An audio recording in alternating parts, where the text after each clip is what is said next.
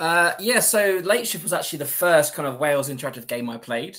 I saw that kind of Ian had just 1000G'd, and I was like, "What's this?" Because, like, obviously you see the picture of the achievement. I was like, "What kind of achievement is this?" And you look into it. Oh yeah, I can download it. And the funny thing is, I didn't actually complete it for first time through. I kind of like played a little bit of it, put it down, and then actually completed the complex and went back to this because I enjoyed the complex so much. The thing I love about this is just, I mean, the buzzword at the moment for us, Jay, is escalation, and that's exactly what this is. You are basically a car park attendant that works during the night, and 1 minute you're sitting in your booth, the next minute you are literally part of some this heist that's going wrong, and then the next thing you know, you're also in an auction bidding on like items for hundreds of thousands of pounds.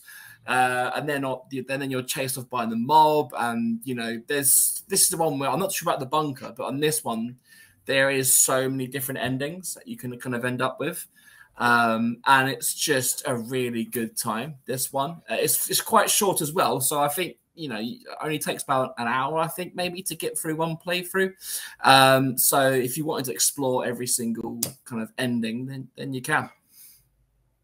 So I'm just watching the trailer. I must admit, I thought I knew what this sort of game was, but watching this is completely different to what I expected. Adrian, what's your thoughts on the Late Shift? Honestly, I'm in almost complete agreement with Pete on this one. It's the variety of choices you can make and how significantly they change. There's a moment, I'm going to key into one specific moment where at the auction, you can go to the police. You can basically try and quit out of following along with the mob, or you can go along with it, and it completely opens up different paths into what actually happens. Like the attention to like choices is really impressive in this game. I don't think they quite won me over with the pitch that you're playing a Guy Ritchie movie, because I don't quite think it's at that level. But yeah, I was genuinely surprised by how much the different choices you make mattered. And actually, again, tying into what we said about fighting fantasy, you can make some choices that really break your playthrough, where you run out of options on what to do. And I thought that was really neat. I will say there's one downside, and this is something that they then addressed in later games. You cannot skip that you have already seen. So there was some moments where I'm like, I really don't want to watch this opening monologue, which goes for 5 minutes again. I think I put it in I reviewed it for Game Critics at the time, and I was like, I love this game. I think it's super fun. I just want to be able to skip bits I've seen already and get to the other stuff. So I've only done 3 playthroughs of this game. I mean, that's admirable to watch it 3 times through fully.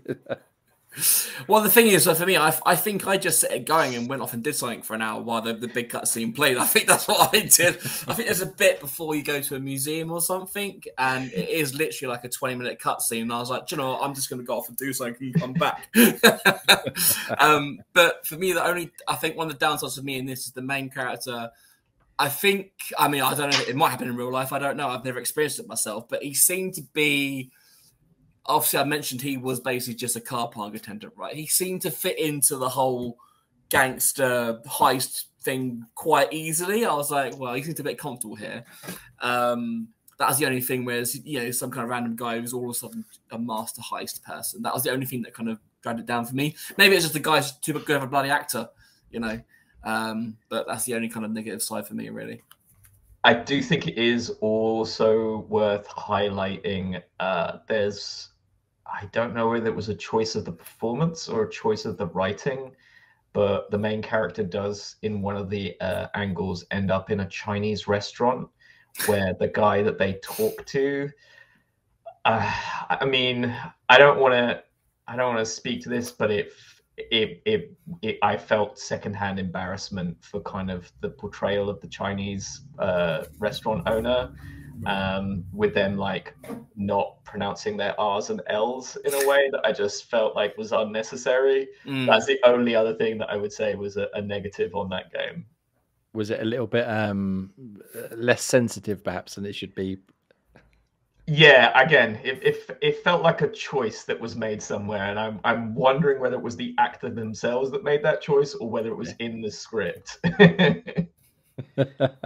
It's like, well, I know what they're expecting of me. Yes, so let me start. Yes, L's and R's. I can't say them. Yeah, it was a little bit. But yeah, a bit racial stereotypical. Yeah. Yeah. Overall, obviously, it sounds like you both enjoyed it. I definitely, again, watching that trailer, listening to you two, I'm far more inclined to check it out. Although I'm not so much inclined to sit and watch the same cutscenes over and over again. I do. One of the things we'll get to the other games in a minute that I do enjoy is be able to skip stuff you've already seen just to get to the other choices. I think if I had to sit through them all again, I might not have played through them quite so many times. But yeah, so you said there's multiple endings. You obviously saw 3 endings, AJ? Pete, how many did you get? Do you remember, or roughly? I think I 1000G'd it, so I must have done all of them. Okay, obviously, it's been a few years, so I can't remember. I can't remember. I think it was during the pandemic I played this. I'm not 100% sure. Fair enough. And do you both feel like the endings that you got sort of made sense? That there weren't any out of left field where you suddenly like, well, how the fuck did that happen? No, they were really satisfying. Honestly, they like I said, like the choices in this game do feel like they make a difference. Yeah. And so yeah, there was one where I got an incredibly unsatisfying ending, but I was like, I can see exactly how I got to this point. Like I know every choice that I made was real bad in retrospective. So it was more your fault than anything else. Oh yeah. It wasn't unsatisfying because the game was wrong. It was I made some real bad choices. See, now I'm even more intrigued because I am terrible at making good choices in these games. Normally, the first time through, I'm like, "Why is everybody dead and the world's exploded? I don't understand." Nice. April 2021. That's when I played it. There you go. Oh, nice. Yeah, so a couple of years ago, and I mean, we've still got a fair few games on this list. They've been knocking them out at a pretty considerable rate, considering how much effort they must need to put into each one. Yeah. But yeah, so if anyone else got anything else on Late Shift, or should we move on to? Just make sure you go and play it, Jay. It'll be worth it. Yeah, no, I definitely. This is one of the ones, that and the Bunker are 2 that I definitely would like to go and play. We're going to